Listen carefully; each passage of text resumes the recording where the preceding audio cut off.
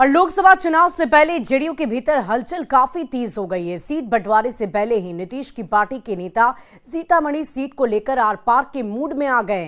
नाराजगी सीतामढ़ी लोकसभा सीट पर चली आ रही पार्टी की परंपरा के खिलाफ जाने पर देवेश चंद्र ठाकुर के खिलाफ देखा जा रहा है।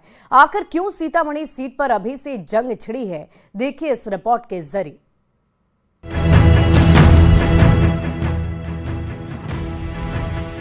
बिहार का सीतामढ़ी लोकसभा सीट चुनाव से पहले ही हॉट बन गया है। माता सीता की धरती से जेडीयू अपनी चुनावी नैया पार लगाने की जुगत में है, पर सीतामढ़ी की सियासत नई करवट लेती दिख रही है। जेडीयू नेता और विधान परिषद के सभापति देवेश चंद्र ठाकुर ऐलान कर चुके हैं कि वो सीतामढ़ी लोकसभा सीट से चुनाव लड़ने का दावा किए हैं, पर इसके बाद से ही सीतामढ़ी में महागठबंधन के नेताओं ने देवेश चंद्र ठाकुर के खिलाफ मोर्चा खोल दिया है। रविवार को पटना में इन नेताओं ने बैठक की और सोमवार को मंत्री विजय चौधरी से मिलकर मांग की कि सीतामढ़ी सीट से किसी अति पिछड़ा को ही लोकसभा का टिकट दिया जाए।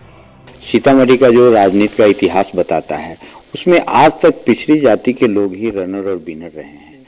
तो उस परिस्थिति में आज के पृष्ठभूमि में कभी भी देवेश चंद्र ठाकुर जी की जो दावेदारी चल रही है वो नाहक है, बेकार है। जिनकी उम्मीदवारी स्वतः हुई है वो आप भी जानते होंगे, हम किसी का नाम लेना नहीं चाहते हैं।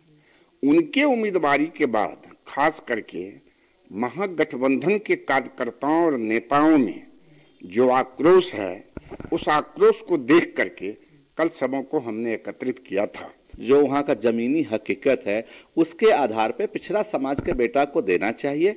लेकिन फिर भी मैं कह रहा हूँ, मुख्यमंत्री जी का जो आदेश होगा, माननीय नेता का जो आदेश होगा, हम सब लोग उसका पालन करेंगे। पहले किसी को कोई आश्वासन नहीं देते, तो इसलिए गलत बात लोगों को नहीं करनी चाहिए।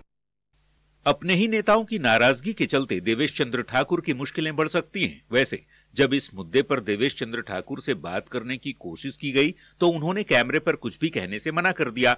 इतना कहा कि सीतामढ़ी के जो नेता विरोध कर रहे हैं उससे उन्हें कोई फर्क नहीं पड़ता। वैसे आखिरी फैसला सीट को लेकर आला कमान ही तय करेगा। न्यूज़ 18 के लिए पटना से आनंद अमृतराज की रिपोर्ट।